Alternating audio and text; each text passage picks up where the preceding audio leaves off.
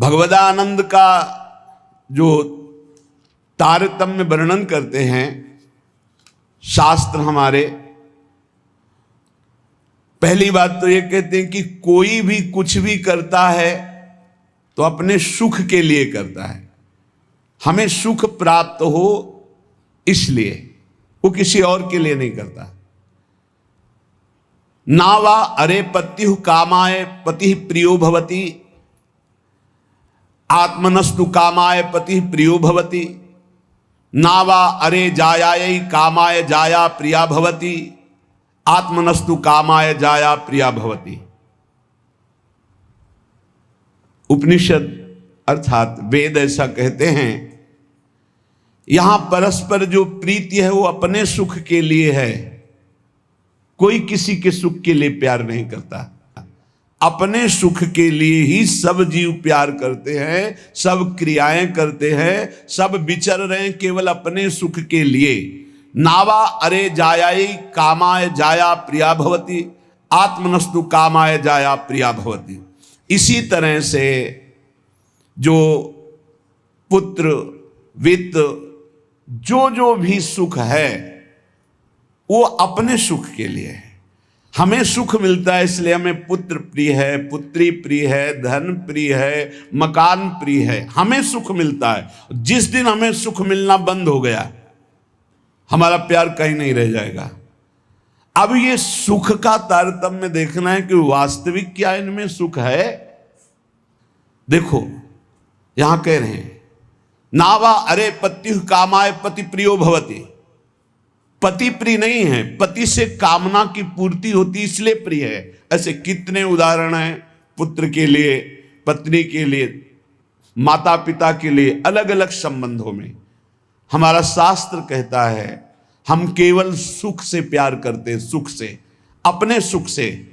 अगर हमको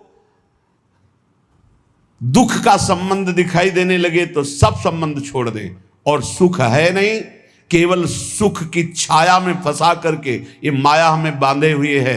जिसे तुम सुख समझते हो ये सुख नहीं, सुख की छाया है, समझ पड़ती नहीं, ये गिरधर की माया है। जैसे किसी व्यक्ति की छाया को पकड़ने चलो कभी पकड़ में नहीं आएगा, क्योंकि वो व्यक्ति की छाया है। तो ये सुख की छाया सी दिखाई देती मृत्यु लोक में या ब्रह्मा के द्वारा रचे हुए अन्य लोकों में। सुख तो सुख सिंधु भगवान के नाम रूप लीला धाम में है। इस सुख का तारतम्य वर्णन करते हुए कहते हैं कि सबसे बड़ा सुख जो आनंद सिंधु सुख राशि, सीकर तय त्रैलोक सुपासी। सीकर कहते हैं एक बूंद जैसे ऐसे मारो उसमें जो छोटे कण निकलते हैं उसे सीकर कहते हैं। आनंद समुद्र भगवान के एक बिंदु के, एक सीकर के सुख से पूरा त्रिभुवन सुपास, पूरा त्रिभुवन सुखी हो रहा है। जो सुख का आभास भी मिल रहा है वो सच्चिदानंद भगवान है, इसलिए सुख का आभास मिल रहा है। शास्त्र कहता है यदि आनंद की प्राप्ति करनी तो आनंदो ब्रह्मेति व्यजानात्, आनंदाद्धेव खल्विमानि भूतानि जायन्ते, आनंदेन जातानि जीवन्ति, आनंदम प्रयन्त्यभि संविशन्ति। वेद कहता है आनंद से ही हमारी उत्पत्ति हुई है। हम आनंद सिंधु भगवान के अंश हैं, इसलिए सहज सुख राशि, चेतन अमल सहज सुख राशि। आनंद ब्रह्म है, उसी आनंद ब्रह्म से हमारी उत्पत्ति हुई, अर्थात हम उसके अंश हैं। हमारा स्वरूप भी आनंद स्वरूप ही है और आनंद की ही हम खोज कर रहे हैं। आनंद के लिए ही हम कर्म कर रहे हैं, आनंद के लिए ही हमारा जीवन है। पर हम आनंद में प्रविष्ट होना नहीं जाने कि आनंद है कौन सा। हम समझते हैं शरीर में आनंद है, पुरुष शरीर में, स्त्री शरीर में, अमुक धन में, अमुक भोग में, अमुक क्रिया में। आज तक किसी को आनंद नहीं, ग्लानि और पश्चाताप प्राप्त हुआ।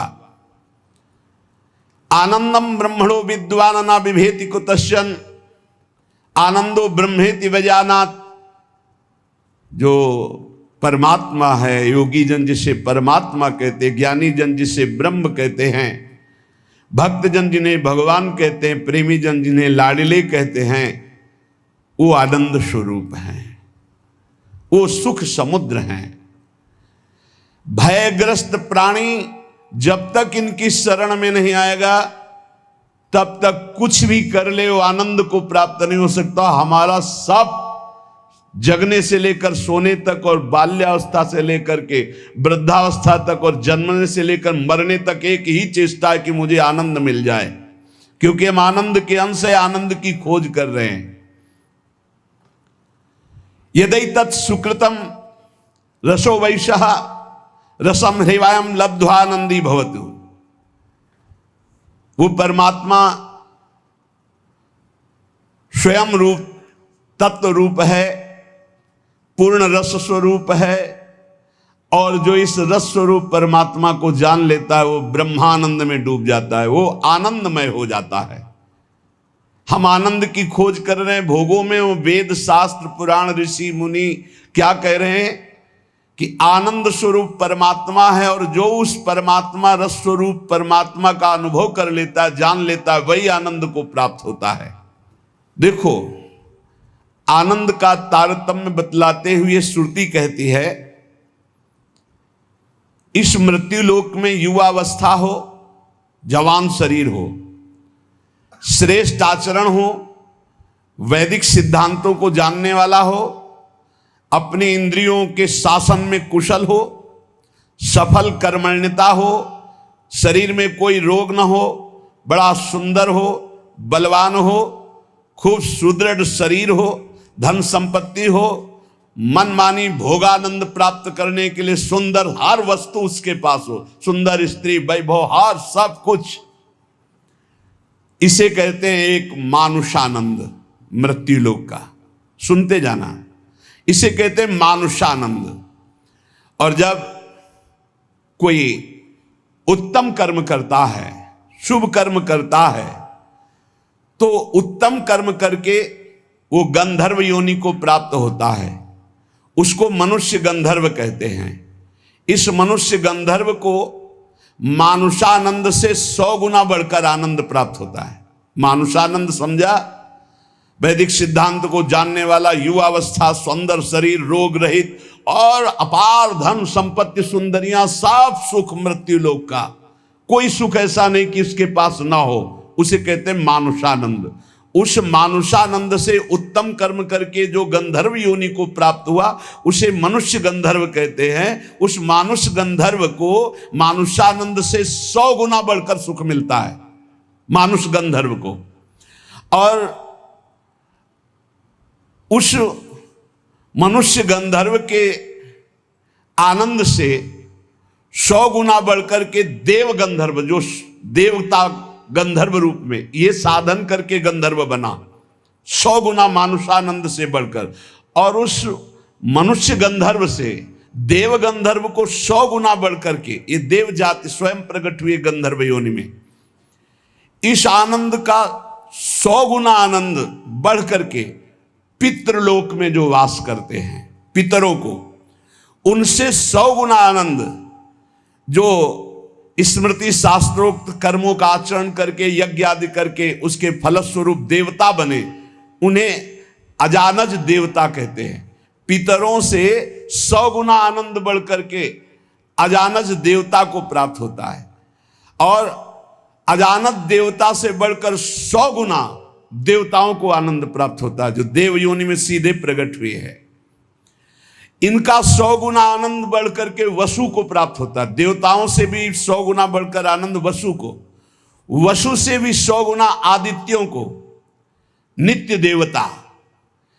इनसे आदित्यों से 100 गुना बढ़कर के आनंद इंद्र का। देखो कितना तारतम्य है आनंद का। और इंद्र के आनंद से 100 गुना आनंद बढ़कर के बृहस्पति जी का। बृहस्पति जी के आनंद से 100 गुना आनंद बढ़कर के प्रजापतियों का, दक्ष प्रजापति आदि। ऐसे प्रजापतियों के 100 गुना आनंद बढ़कर के परमेष्ठी पद, ब्रह्मा के पद में। और जिनको ब्रह्मलोक तक कहीं आसक्ति नहीं है, ऐसे जो ब्रह्मनिष्ठ श्रोत्रीय महापुरुष हैं, उनके उस अखंडानंद का तो वर्णन ही नहीं किया जा सकता जिसे मोक्ष सुख कहते हैं। इस प्रकार सर्वोपरि हुआ ब्रह्मानंद, जो ब्रह्म सुख परमेष्ठी पद है, उससे भी कई गुना बढ़ करके ब्रह्मानंद है, सर्वोपरि आया ब्रह्मानंद। अब कह रहे हैं, ध्यान से सुनना, ब्रह्मानंदो भवेद देशो चेत परार्ध गुणी कृतः नैति भक्त सुखाम बोधई परमाणु तुलामपि।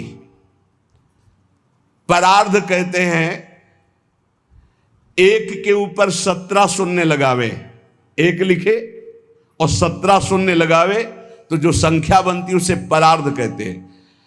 अगर ब्रह्मानंद में 1 और 17 शून्य लिख करके गुणा किया जाए, मानुषानंद से 100 गुना 100 गुना 100 गुना 100 गुना ऐसे बढ़ते आए, तो सबसे बड़ा सुख हुआ परमेष्ठी पद ब्रह्मा का, और ब्रह्मा से अनंत गुना बढ़कर सुख हुआ ब्रह्मानंद, मोक्ष सुख। और उसमें परार्ध गुणी कृतः, 1 लिख करके 17 शून्य लगा करके ब्रह्मानंद में गुणा किया जाए तो प्रिया प्रीतम के प्रेम रस के आगे वो कुछ नहीं है। कह रहे हैं परमाणु तुला में, परमाणु बहुत छोटी वस्तु होती, प्रिया प्रीतम के प्रेम भक्ति के आगे जो सुख मिलता है, उस सुख के आगे ब्रह्मानंद में 1 लिखकर 17 शून्य लगाकर परार्ध का गुणा किया जाए तो जो संख्या आएगी वो प्रेम रस के आगे कुछ नहीं, परमाणु के समान भी नहीं। इतना अपार सुख प्रिया प्रीतम के प्रेम में है। हम प्रिया प्रीतम के प्रेम के उपासक मानुषानंद में ही फेल हो रहे हैं। गंधर्वानंद, अजानज देवता, फिर देवता वसु आदित्य, फिर देवराज इंद्र, बृहस्पति, प्रजापति, ब्रह्मा का सुख, और फिर ब्रह्मानंद, और फिर ब्रह्मानंद से भी परार्ध गुणीकृता, ये प्रिया प्रीतम का प्रेम वो परमाणु तुल्य भी नहीं है। ऐसे प्रिया प्रीतम के भजन के लिए, प्रेम के लिए हम मानुष सुख में अपना भजन छोड़ देते हैं। हमारी क्या स्थिति है? इसलिए उपासक को चाहिए कि अखिल विकार शून्या नित्यानंदमयी, भोग त्याग समर्पितात्मा, अचिंत्यानंद दिव्य परमानंद स्वरूपा प्रीति पराकाष्ठा, स्वसुखानुसंधान कल्पना लेस शून्या, श्याम विदुवदन चकोरी, श्री कृष्ण मनोमनस्विनी, श्री कृष्ण प्राण प्राणा, ऋषि मुनि मना कर्षक चित्ताकर्षणी, श्री कृष्ण हृदया, श्री कृष्ण जीवना, श्री कृष्ण स्मृति रूपा, श्री कृष्ण सुखैक मना, श्री कृष्णानंद प्रवर्धनी, श्री कृष्ण प्राणाधिदेवी, श्री कृष्णा आराध्या, श्री कृष्णा आराधिका, नित्य कृष्णानुकूल्यमयी, श्री कृष्ण प्रेम तरंगिणी, श्री कृष्ण अर्पित मनोबुद्धिर, श्री कृष्ण सेवामयी, श्री कृष्णास्या, श्री कृष्णाश्रिता, श्री कृष्ण कीर्ति ध्वजा, श्री कृष्णात्म स्वरूपा श्री लाडली जी की उपासना में अपना अस्तित्व मिटाना होता है। जिसे ब्रह्मानंद की भी चाह का त्याग हो जाता है, वो प्रिया प्रेम को प्राप्त होता है। इसलिए उपासक को चाहिए कि पहले अपना लक्ष्य दृढ़ करे। जीवन का चरम और परम लक्ष्य एकमात्र भगवत प्रेम, भगवान की प्राप्ति। ध्यान दीजिए, प्रियालाल की उपासना में सबसे पहले उपासक को दृढ़ निश्चय करना है, आशा बंधा, दृढ़ आशा, इसी जन्म में मुझे प्रियालाल का प्रेम प्राप्त होगा, इसी जन्म में हम प्रियालाल को प्राप्त होंगे, पक्का। बुद्धि केवल प्रियालाल के विषय में ही विचार करे। जीवन भर हमारा एक ही कार्य है साधना का, मय्येव मन आधत्स्व मयि बुद्धि निवेश है। प्रियालाल में मन लगाना है, प्रियालाल में बुद्धि लगानी। बुद्धि का काम है निश्चय करना, मन का काम है संकल्प विकल्प करना। अब निश्चय तो हमारा दृढ़ हो गया कि प्रियालाल ही हमारे हैं, निश्चय हो गया कि सुख है प्रियालाल में, बस ये झूठे संसार में नहीं। अब संकल्प विकल्प करने वाले मन को रूप के प्रियालाल के नाम में, रूप में, लीला में, धाम में लगाना है।